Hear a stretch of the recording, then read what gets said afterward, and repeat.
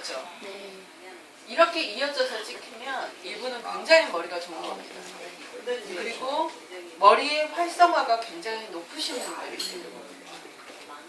근데 이분의 이거를 딱 보시면 없는데 이런 식으로만 찍혀 있고 여기에 이렇게 요렇게만 찍혀 있으면 이분은 스트레스 지수가 높은 거예요.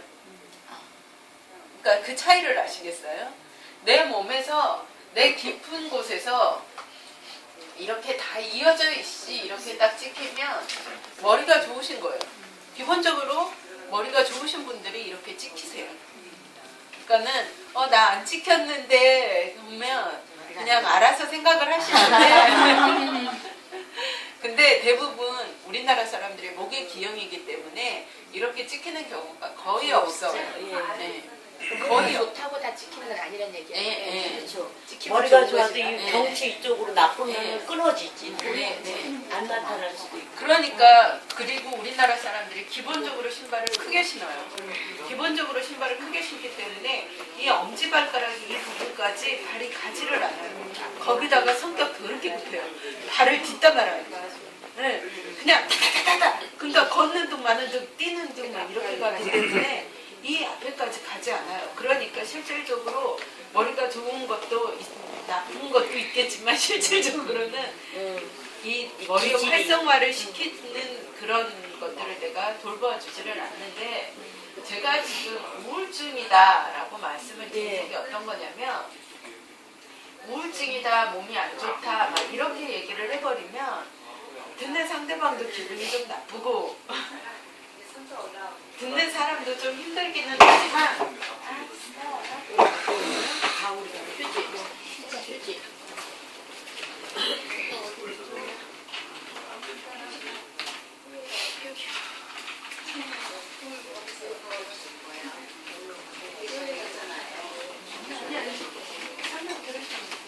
이렇게 봤어요. 그냥 이렇게 봤어요. 다른 거 좀.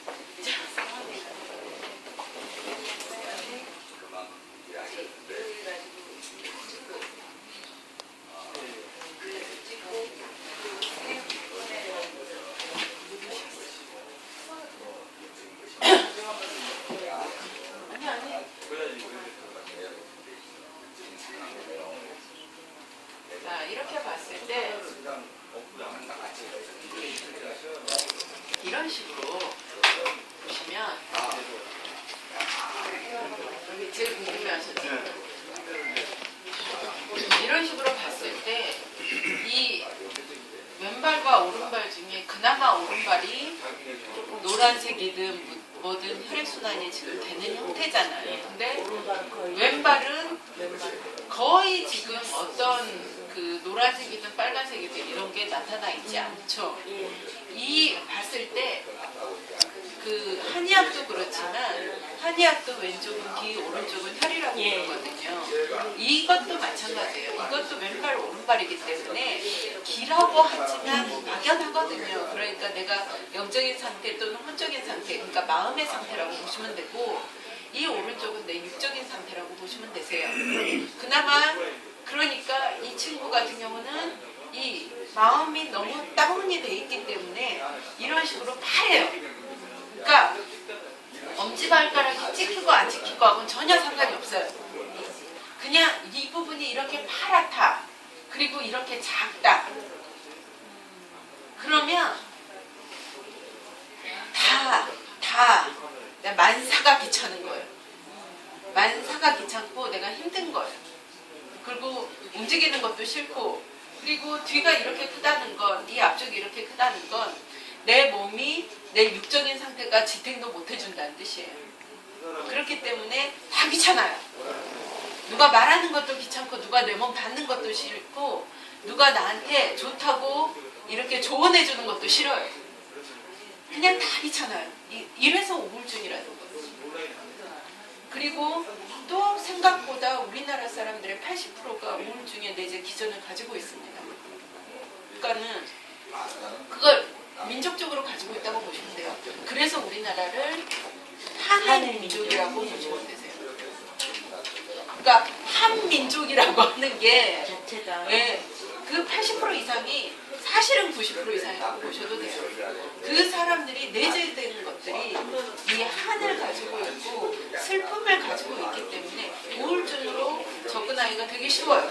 근데도 불구하고 우리나라 사람들은 또 이 정신병, 그럼 미쳤다, 이거에 대해서 강한 반발감을 가지고 있어요. 왜냐하면 내가 그걸 갖고 있기 때문에 강한 반발감이 있는 거예요. 그걸 건드리니까 아픈 거야.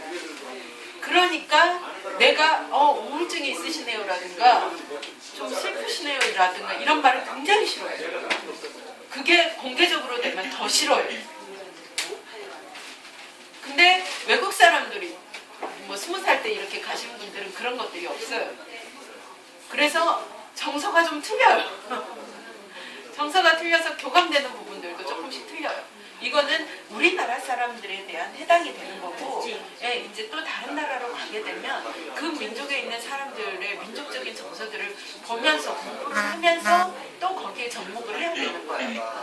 그러니까 선교사를 하시는 분들이 외부에서 가지는 돈만으로는 성공을 할 수가 없는 게 그 내부에 있는 사람들하고 먹고 자고 싸구를 하더라도 그 장사 상태가 그대로 나한테 반영이 돼야지 내가 줄 수 있는 거예요. 그러니까 이건 한국인의 상태예요. 그래서 이렇게 생긴 사람들이 있는데 또 신기하게도 우리나라 사람들은 희노애락이 굉장히 강하기 때문에요. 내가 이런 부분들이 조금만 또 업이 되면 금방 애락으로 바뀌어요. 그래서 내가 조금만 몸이 좀 회복이 되면 금방 몸이 이렇게 좋아지는 현상이 난다는 거죠. 하지만 이렇게 봤을 때 어떤 게 스트레스고 어떤 게 뇌다라고 이렇게 보신다면 여기 이렇게 보셨을 때 이어지지는 않았는데 약간의 이렇게 노란색으로 콕 찍혀 있죠. 이런 부분들이 스트레스 지수는 있다는 거죠. 히스토리로 역으로 거슬러서 히스토리로 본다면 뭐냐면 이 친구는 갑상선 암이에요. 20살짜리가 갑상선 암이어 보세요. 스트레스 지수가, 우울증 지수가 좋을 리가 없어요. 그래도 아이가 내 몸이 회복이 되니까 금방 이렇게 마음적으로 회복이 되고 즐겁게 살기로 하고 있는 거죠. 이렇게 바뀌어지는 거고, 저희한테서 이렇게 오는 그 젊은 애들,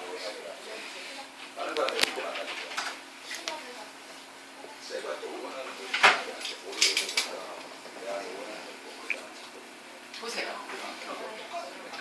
15살짜리. 근데 이런 애들이 우리나라에서 이렇게 히스토리를 이렇게 쫙 보시면서 아시지만 중고등학교 애들이 자살을 생각하지 않은 나이가 없어요. 거의 99%가 자살을 한 번씩은 생각을 해요. 그러니까 그게 아이들 정서로 돼 있기 때문에 엄마 그건 누구나 다 한 번쯤 생각하는 거 아니야 라고 아무렇지도 않게 얘기를 하는 거예요. 왜 나만 생각하는 게 아니라 내 옆에 들도 다 그렇게 생각을 했고, 또 우리가 커왔을 때도 중고등학교 때를 한번 생각을 해보신다면 자살이 어쩐지 낭만적인 것 같은 것, 이렇게 느껴지는 거기 때문에 중고등학생 애들이 거의 대부분 이렇습니다. 이러면 아이가 약간의 우울증적인 성향을 가지고 있는데, 근데 그냥 또 이렇게 우리 딸이 우울증인가 이렇게 보실 거는 없어요. 이때는 감수성이 예민하기 때문에 수시로 바뀌어지기 때문에 이때의 감정들이에요. 기복이 심할 때예요. 그러니까 우리의 아이들이 이런 상태로 찍히면 우리 아이가 감정의 기복이 심하구나. 그래서 내가 맞춰줄 수 있는 기복의 상태는 아니구나. 아이 스스로 좋은 거, 싫은 거, 나쁜 거 이렇게 극복을 해가야 되는 시기구나. 이렇게 보시면 되세요. 그래서 저희 신발을 신는다고 해서 이 아이가 미친 듯이 좋아지거나 이러지는 않는 거예요. 보시면 이 아이가 15살이라는 나이, 18살 때까지는 이 감정의 기복들이 형성되는 시기이기 때문에 어떻게 이렇게 찍혀서 우리 아이한테 문제 있는 거 아니야 라고 생각을 하실 필요가 없어요. 대신에 이럴 때는 좀 많은 격려가 필요한 거죠. 왜냐하면 어떤 일을 딱 봤을 때 기쁨보다는 좌절을 먼저 느낀다고 보시면 되세요. 부정적인 걸 더 많이. 부정적이고 싫은 감정들이 더 먼저 드러나기 때문에 이럴 때 이 감정들에 대해서 잘 봐주시면 되지, 아 우울증이구나 이렇게 딱 단정을 짓고 하기에는 너무 이렇게 오바적인 면도 있고, 그리고 그때는 우리나라의 한이, 엄마가 가지고 있는 한의 표현이 13살부터 18살 때까지 1318 시대에는 가장 크다고 보시면 돼요. 그래서 엄마와 가장 많이 격돌을 하는 시기라고 보시면 돼요. 네. 거의 시한폭탄이죠. 저거는 별것도 아닌 일을 왜 저러고 맨날 저 난리야 라고 생각을 하시는 게 1328 시대예요. 근데 이제 이 시대가 끝나고 실질적으로 진짜로 우울증에 걸린, 그래서 그 치료를 하는,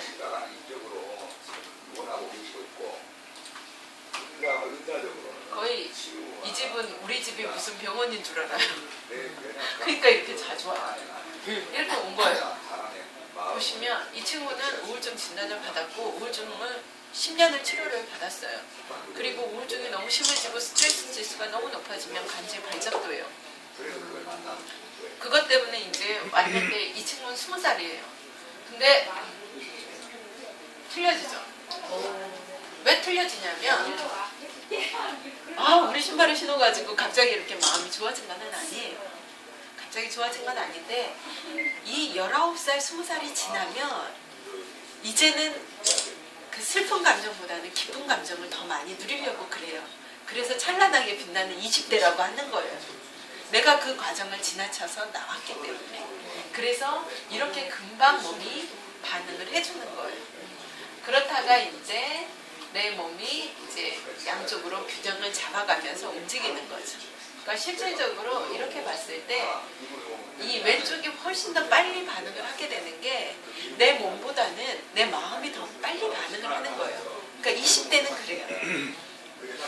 근데 50대, 60대 쪽으로 가면 내 몸이 먼저 반응을 해요. 오른쪽 발이 먼저 좋아져.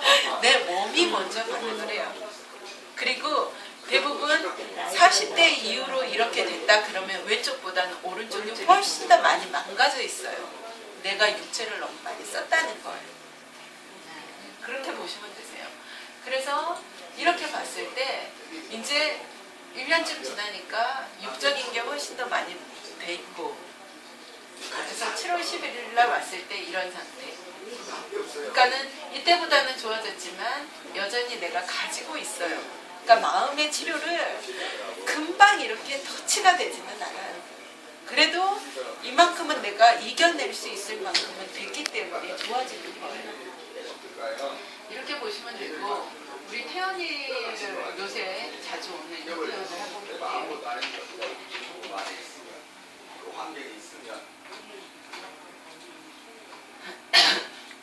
이렇게 봤을 때 별로 이렇게 문제될 거 없죠. 근데 많은 사람들은 얘는 지적 지능이 떨어진다거나 12살짜리 이렇게 이제 가끔 보시게 될 아이예요. 뭐 ADHD거나 이제 이런 것들을 많이 진단을 내렸어요. 많은 사람들이. 그리고 이 아이가 그 통제력이 지금 떨어진다라고 내렸어요. 근데 제가 그 아이를 지금 한 달 정도 봤을 때 아이는 결코 지능지수가 떨어지는 아이도 아니었고 사리 판단을 못하는 아이도 아니었어요. 대신에 아이는 극심한 불안공포에 떠는 거예요. 불안장애예요. 이 불안장애 때문에 내 몸을 가눌 수가 없는 거예요. 우리가 불안하면 그렇잖아요. 뭔가 이제 곧 다가올 것 같고 자금적으로 불안하든지 뭔가 이렇게 스트레스로 불안하든지 하면 저희도 이성을 잃잖아요. 이 아이는 뱃속에 있을 때부터, 그러니까 엄마부터 불안장애가 있는 거예요. 근데 그 엄마는 학습화됐기 때문에 그 불안장애가 안 나타나지만 실질적으로 엄마 때부터 불안장애가 이 아이한테 왔기 때문에 이 아이는 태어나면서부터 뱃속에 있을 때부터 불안장애를 앓고 태어났기 때문에 이게 너무 극심한 불안에 있는 거예요. 떠는 거예요. 그래서 근데 이 아이를 안정적으로 품어줄 만한 곳이 없어요. 네. 몇 살이에요? 지금 13살. 그러니까 학교도, 집도, 가정도, 교회도 어느 한 군데 이 아이를 안아줄 수 있는 곳이 없어요. 이 아이가 치료가 되려면 엄마 아빠가 치료가 돼야 되는 거예요. 그 가정부터 치료가 돼야지 이 아이가 치료가 돼야 하는데 이 엄마는 이 아이를 치료하기 위해서 집을 한 채 파셨어요. 아까 그 건인애도 마찬가지예요. 건인애도 그 아이를 치료하기 위해서 집 두 채를 날려 먹으셨어요. 그러고 나서 끝을 봤어요. 그러니까 이제 내가 할 수가 없는 거예요. 내가 이제 돈 들여서 더 이상 할 수 없는 단계가 있으니까 이제 자포자기가 된 거예요. 그런데 실질적으로 그 자포자기가 되니까 아이가 더 좋아지고 있어요. 왜냐하면 아이는 돈 들여서 치료를 하는 게 아니라 차라리 엄마랑 이렇게 마주 잡고 있는 게 훨씬 더 좋거든요.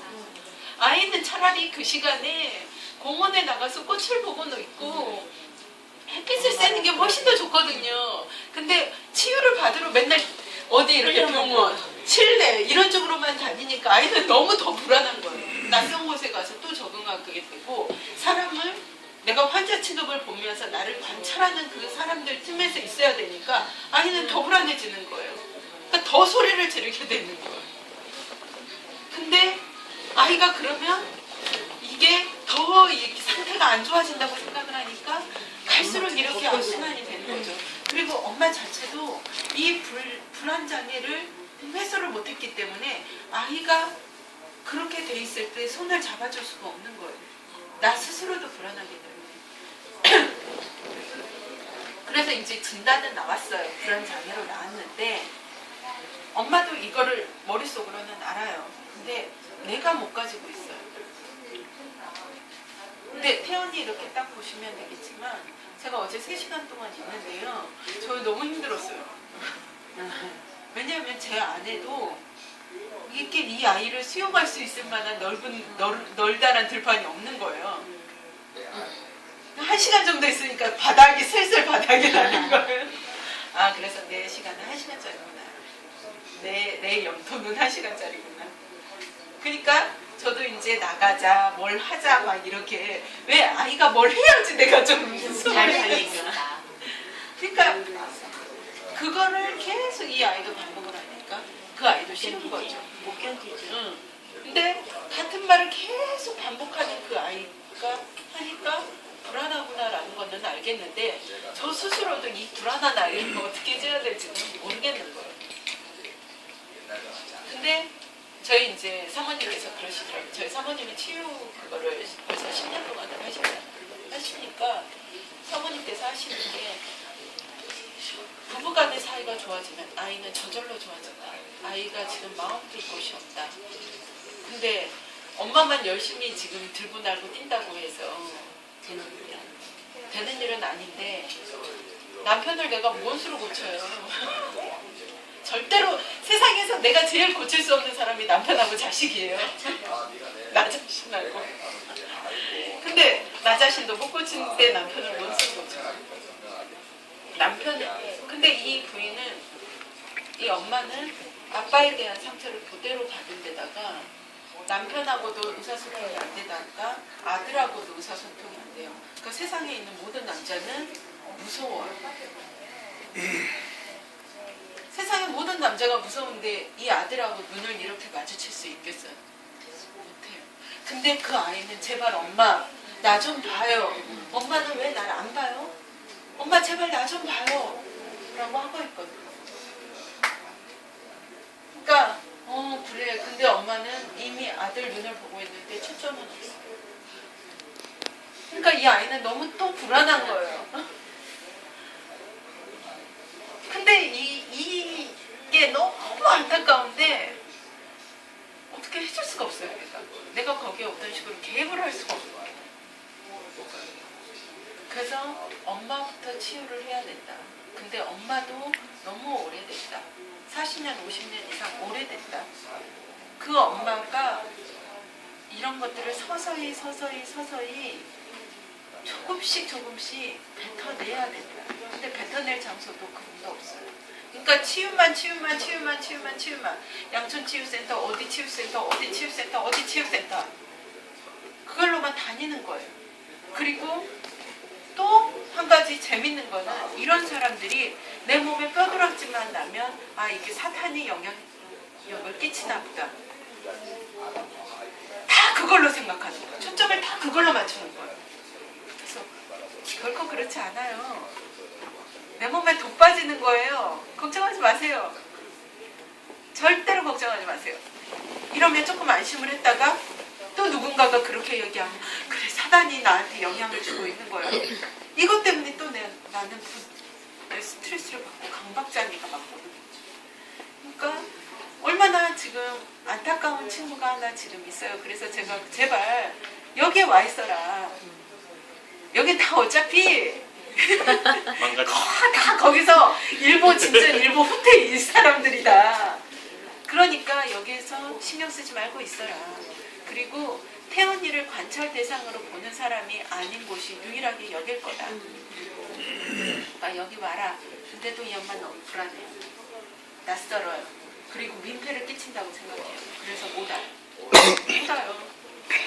그래서 이 엄마가 이 태연이를 위해서 기도를 해주시는 방법밖에 없을 것 같아요. 그래서 이 태연이가 아이는 근력도 좋고 이 상태를 봤을 때 아이는 근력도 좋고 우울증이 있지도 않습니다. 그리고 분리불안 ADHD라든가 이런 것들도 없는 것 같습니다 라고 얘기를 했어요. 근데 엄마는 믿지를 않는 거예요. 왜? 내가 13년 동안 그런 병물로 아이를 진단을 받아왔거든요. 근데 없어요. 4월 27일 날 왔어요. 이 부분 이렇게 달라지는 거 보이시죠? 그러면서 아이가 엄지발가락 생기시면서 했죠. 5월 13일 날 봤을 때 제대로 이렇게 딱 서면서 머리로 이렇게 딱 올라오죠. 근데 이 부분이 이렇게 딱 보이죠. 정확하게 노란색으로 콕 찍히죠. 근데 엄마한테는 얘기 안 했어요. 아이가 머리가 좋아요 라고만 얘기했어요. 내가 그거 가뜩이나 불안장애에 시달리는 엄마한테 아이가 스트레스 지수가 높네요 이 얘기 해봤자 뭐하러 그런 얘기를 해요. 우리는 그냥 알고만 있어야 된다는 거예요. 내가 굳이 오픈을 뭐하러 해요. 저는 그래서 이렇게 우울증이 있겠다 싶으면 가슴에 슬픔이 가득하시네요 라는 얘기만 해요. 왜요? 아니 그 혈액순환이 안 되시니까 여기에 습기가 가득 차 있어요. 햇빛 좀 보셔야 될 것 같아요. 내가 인정을 안 하면 나는 거기까지만 터치해요. 근데 내가 이렇게 나가는 사람이면 그러면 그분은 그만큼을 풀 수 있는 사람이에요. 근데 뭘 봐서 네가 나한테 그따위를 얘기를 하는 거야 라는 사람은 그만큼도 마음이 닫혀져 있는 사람이에요. 그러면 이게 혈액순환이 안 되시니까 여기에 습기가 가득 차 있어요. 그래서 여기가 항상 답답해요. 좀 그러시죠? 소 안 되시죠? 그거는 인정해요. 그것까지는. 그러시는 분들은 햇빛에다 날 말려야 돼. 근데 그게 상당히 치료가 있어요. 그게 상당히 저기 안쪽에서 조금만 기다려주세요. 그게 상당히 치료가 있어요. 그러니까는 그런 분들은 이렇게 치유가 된다. 이렇게 보시면 되시고 한 가지 케이스는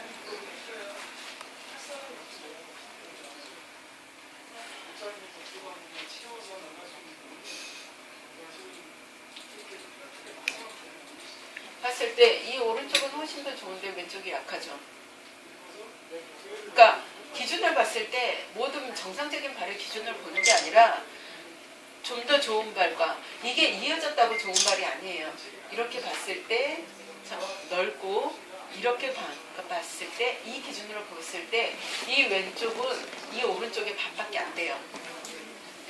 그랬을 때 아, 이 친구도 조금 마음이 울적하구나 이렇게 보는 거예요. 그래서 진짜 몸은 좋으신데 스트레스 지수는 좀 만만치 않은가 봐요. 이렇게 그러면 세상에 스트레스 없는 사람이 어디 있어요? 라고 이렇게 가면 그쵸? 근데 내가 어디에다 기준을 두고 스트레스 기준을 보는가예요. 사람은 아무것도 아닌 일에 높을 수도 있고요. 높은데 낮을 수도 있어요. 이러면서 이제 대화가 가는 거죠. 그렇게 되다가 저 신발 신고 한 달 지났는데 틀려졌죠. 왼쪽이 훨씬 더 넓어졌죠. 지금 좀 살만하신가 봐요. 이 친구가 갔을 때 저 사실은 우울증 약 먹고 있습니다 라고 얘기를 했어요. 근데 이 엄마가 그 얘기를 들었을 때 깜짝 놀란 거예요. 우울증 약을 먹고 있다는 얘기를 단 누구한테도, 심지어 엄마한테도 얘기를 안 했던 거예요. 남편만 알았던 거예요. 근데도 저한테 이렇게 얘기를 했을 때 엄마가 진짜 기절할 듯이 놀랐어요. 아니 이 애가 어떻게 집사님한테 그런 얘기를 해요? 나한테도 안 하는 얘기를? 이러면서 진짜 깜짝 놀란 거예요. 그러면서 이제 근데 그런 것들이 좋아질까요? 그래서 당연히 좋아지시죠. 그러면서 이때 이 얘기를 딱 하면서 이렇게 보여드렸어요. 보세요, 이 부분 이렇게 좋아지신 거 보니까 너무 좋아하시는 거예요. 우리는 당신을 병자로 만드는 사람이 아니에요. 그 사람에게 희망을 주는 사람들이에요. 그래서 스캔을 할 때 병자를 만들면 안 돼요. 환자를 만들면 안 돼요. 이랬는데 이렇게 된다. 당신이 이랬는데 이렇게 좋아질 수 있다. 그리고 다른 사람들 케이스를 보여주는 건 미국 문화에서는 그게 신뢰라고 해서 안 하는데 한국 사람들은 어차피 내 거 아니면 다 잊어먹어요. 그러니까 내 것만 기억하는 사람들이기 때문에 신뢰를 무릅쓰고 좀 말씀을 드리고 이제 공부 차원에서 얘기를 하는 거예요. 그래서 이렇게 보고 싹 전환을 해서 내가 이렇게 바뀌어집니다 라고 하니까 이분은 너무 즐거운 거예요. 지금 약을 안 먹으시는 약을 안 먹고도 잠을 잘 수가 있을 것 같대요. 그러니까 저는 별로 한 게 없잖아요. 물론 이제 선생님이 계속 터치를 하시지만 이분한테 회개 기도문도 같이 드렸어요. 너무 좋다고. 그리고 10분 기도가 1시간이 됐는데 벌써 1시간이 지났어? 라고 얘기하실 정도로 기도가 너무 은혜가 충만해지셨다고 하시더라고요. 그리고 찬양 이끄시는데 그것도 너무 좋아지셨다고 하시더라고요. 그러니까 이분한테는 위로가 필요했던 거예요. 잠깐의 터치. 제가 일례로 이렇게 쭉 들어드리는 이유는 그거예요. 저희가 스캔을 해서 신발을 많이 팔면 좋죠. 근데 진짜 좋은 건 이런 터치가 갔을 때 그분들이 삶에 희망을 가졌을 때는요 진짜 너무 행복한 거예요. 그래서 가끔은 제가 이렇게 딱 보면은 되게 그 캔디 같은 형이라 외로워도 슬퍼도 안 우는 형 같이 보이시지만 진짜 제가 깊은 나락에 빠져 있을 때 제 얼굴이 누가 봐도 저런 얼굴을 가지고 어떻게 일을 하겠어. 저런 얼굴은 양 사장님 옆에서 덕이 안 돼. 늘 슬픈 얼굴이죠. 나는 아무리 웃음으로 감춰도 이 안에 이렇게 눈물이 가득 차 있는 그런 얼굴이었기 때문에 제가 그 슬픔을 알기 때문에 그 절망적인 나라, 그러니까 내가 아무것도 아니었는데 난 진짜 쓸모없는데 나는 진짜 차라리 여기서 삶에 대한 의지가 없는 거 있죠. 내일 죽어도 뭐 당장 2분 뒤에 죽어도 나는 아무렇지도 않을 것 같은 거. 그리고 뭐 지옥을 간들 천국을 간들 난 관심 없어. 이런 막말을 아무렇지도 않게 생각을 했죠. 절대 입 밖에 내진 않았습니다. 지금은 극복을 했기 때문에 내는 겁니다. 근데 사실은 제가 그렇게 살았어요. 어차피 이 세상도 행복하지 않고 죽어서도 행복하지 않고 그러면 여기 있으나 세상에 있으나 뭔 상관이야. 힘든 건 내 마찬가지인데 그리고 이렇게 살아가는 것 내 몸뚱이 하나도 힘든데 내 뒤에 붙어있는 아그들 2개와 저희 친정 엄마 그리고 나를 이렇게 맨날 쏘아보는 남편 이게 너무 힘들었어요. 근데 내가 그걸 누구한테 얘기를 하겠으며 누구한테 당신도 힘드시겠네요를 누구한테 하겠어요. 니나 나나 피차 일반인데 라고 생각을 했는데 제가 그거를 극복을 하게 되고 좋아지게 되면서 느낀 게 뭐냐면 나는 태평양 한가운데 정말 볼품없이 돌 무덤밖에 없는 그 무인도 같은 사람이었구나. 그래서 나는 슬펐고 외로웠고 깜깜했구나. 근데 어느 날 내가 총 하나를 들고 있는 거야. 근데 그게 진짜 다 낡아빠진 한 사람이 저기 어딘가에서 내 촛불 하나를 보고 막 헤엄쳐서 오는 것 같은 거예요. 그게 태연이 엄마가 저 헤어졌을 때 제가 느낀 생각이에요. 그러면 나는 이게 어느 날 내가 촛불 하나로 저 사람이 희망을 가질 수가 있었다면 나는 어느 날 그 태평양 한가운데서 등대도 될 수 있겠구나. 아, 그리고 하나님이 나한테 주신 게 이거겠구나 라는 걸 며칠 전에 깨달았죠. 진짜 며칠 전에 깨달았어요. 큰 거 깨달았네. 태연이 엄마로 인해서 깨달았어요. 아, 이 사람이 나에게, 나는 겨우 촛불 하나를 들었는데 그것도 언제 꺼질지 모르는 위태위태한 그 촛불 하나를 들었을 뿐인데 이분이 거기서 희망을 발견만 할 수가 있다면 나는 이게 더 큰 빛을 발할 수 있고 내가 하는 일이 등대가 될 수도 있는 일이고 또 하나님이 나한테 바라는 게 그것이 아닐까 이런 생각을 하면서 아, 오늘 푸스캔을 설명하면서 꼭 이 얘기를 해드려야 되겠다 했는데 아까 우울증 얘기를 하시니까 이제 이렇게 덧붙여서 하게 된 거예요.